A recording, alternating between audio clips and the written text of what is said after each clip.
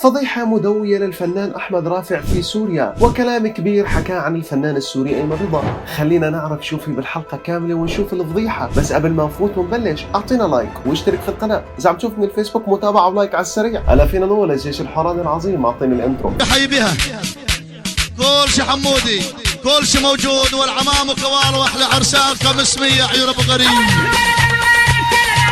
الفنان أحمد رافع اللي هو فلسطيني الأصل، اللي معروف بمواقفه المناهضة للاجئين، واللي معروف بعداوته لأيمن رضا وعدد كبير من الفنانين. تسرب له مقاطع على مواقع التواصل الاجتماعي كان عم يحكي فيها على الفنان السوري أيمن رضا، اللي بالمقابل أيمن رضا ما زال محتفظ بحق الرد. ولكن مو القضية إنه كانت عم يحكي على أيمن رضا، القضية إنه كانت يا جماعة الخير في أشياء يعني فوق شلون بدي لكم إياها، يعني إنه اللهم صل على النبي، اللهم صل على النبي، فوق 18. فهمت علي يا غالي؟ من هدوك الشغلات. وغير هيك يا جماعة الخير الفضيحة هاي طش، لأنه مثل ما بتعرفوا الفضايح اسرع منها بالانتشار ما في الكره الارضيه. يعني الانسان مثلا بكون عم يعمل جبال خير ما حدا بطلع عليه، بيجي بيعمل واحد سيء طش، يعني خبر الشين دائما سريع الانتشار. ولكن مع الاسف يا جماعه الخير الفضيحه كانت بالعيار الثقيل هالمره، لانه انا شخصيا بصراحه كنت ماني طايقه لهذا الفنان بسبب تصريحاته السابقه عن السوريين في اوروبا والسوريين اللي طلعوا من البلد، اللي خلتني اكرهه لولده مع كل الاحترام طبعا والتقدير. خلينا نسمع الفضيحه ونرجع نحكي لكم. حبيبي أيمن رضا كتير وسخ وكتير تافه وما حدا بيحبه، حشاش وسخ،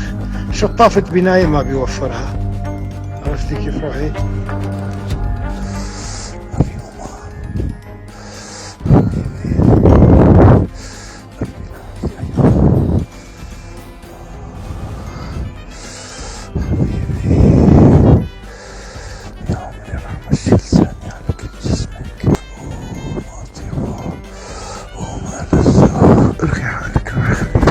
مثل ما شفتوا يا جماعه الخير هاي فضيحته. هلا مين اللي وقعه بهاي المصيده؟ مين كان مسؤول عنها؟ انا ما بعرف، بس 90% في حدا له علاقه بالموضوع انه هذا الموضوع يصير مشان يسكتوا لهذا الزلمه. طب هلا والله العظيم يعني انا منه علي بيني وبينكم نحكي بصراحه، والله انا ما بحب نشر خصوصيات الناس، خصوصا هي القصص. يعني خلاص يعني في مشكله بينك وبين حدا حلها شخصيا، ما في داعي تلجأ له الاسلوب. انا بعتبر هذا الاسلوب رخيص، مع اني ما بحبه لاحمد رافع، بالمقابل انا بحب ايمن رضا، بس انا بعتبر هاي الاساليب بنشر الفضائح والشغلات الخصوصيه اساليب رخيصه صراحه. يعني بحتقرها لهي الاساليب، لانه ما من حق اي انسان من كان يكون تجي تدخل بخصوصيه شخص ثاني. ما بصير تجي تنشر عنه شو عم يعمل. لكن هاي الشغله بتضل بينه وبين لكن الزلمه اشتهى الزلمه غلطه وندمان عليها. يعني تخيل بيوم من الايام تكون عم تحكي مع حبيبتك والامور عندك خربانه، تيجي تلاقي حالك ثاني يوم على السوشيال ميديا.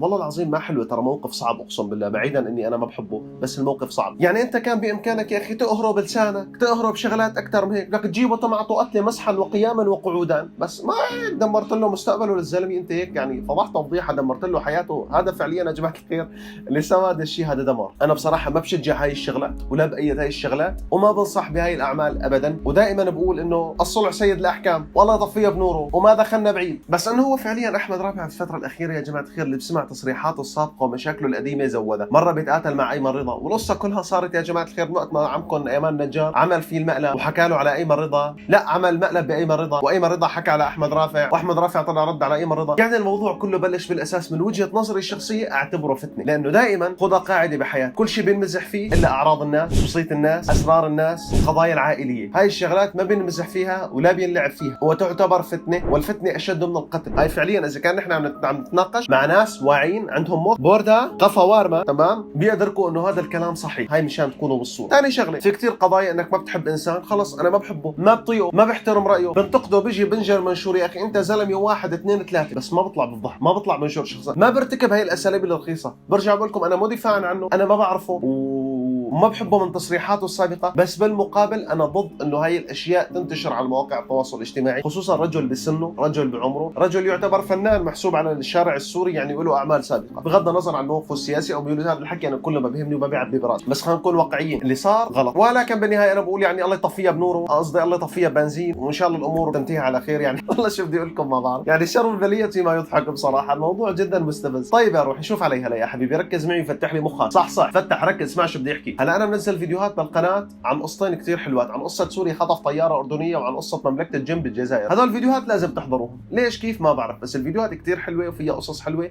وصدقني راح تندمج فيهم، وخصوصا اذا انت بتحب القال والقلنا ترى بتلاقي مرادك عندي. وشغله ثانيه، باول تعليق هو رابط القناه الثانيه الجديده، روح على اول تعليق اكبس عليه بوديك على القناه الثانيه، طج اشتراك وفعل زر الجرس. طبعا بدك تكون مشترك هون ومفعل زر الجرس هون، لانه اذا اشتركت هونيك وما اشتركت هون نزعل من بعض. ثالث شغله، شوف يا حبيب، في عندك زر اسمه تشكرات، هذا الزر بتدعمنا فيه بعمله، يعني انا بموت لحد الان ما حدا دعمني غير واحد اجنبي كنداوي دعمني ب$5، كتر خيره والله يرزقه يا رب يزيد.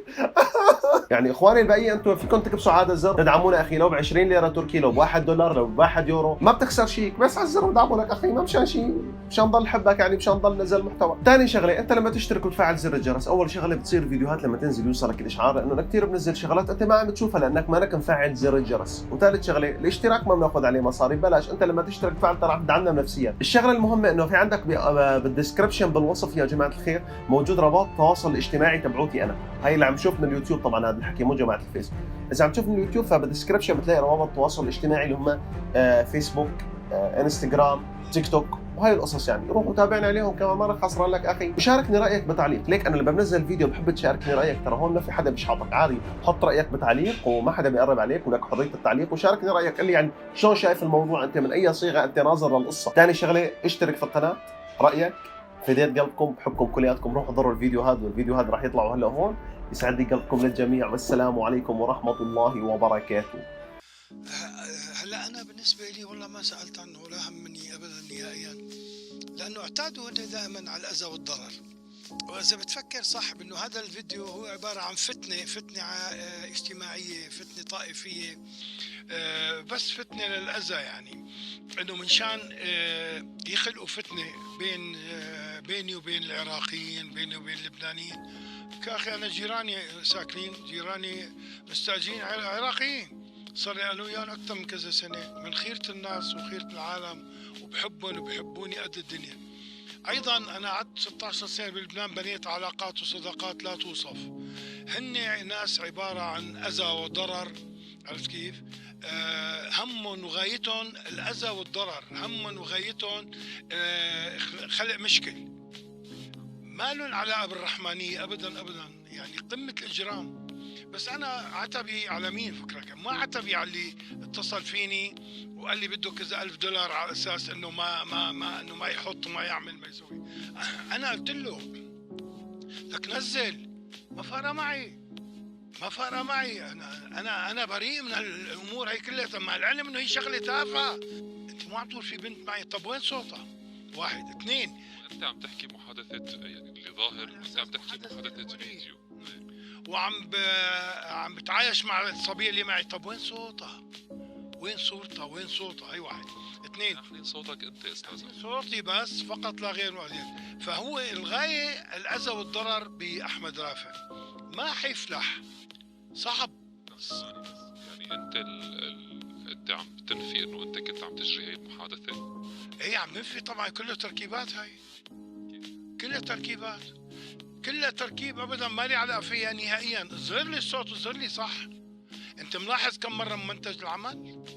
اكثر من 7 مرات عاملين مونتاج، واقفين، بعدين واحد بيكون عم بيحكي، يا استاذ عطيه بيكون عم بيحكي مع صبيه عم بيغزلها، برجع بيقول ايمن زيدان الشعب العراقي هو اوسع وكذا وكذا. ليه؟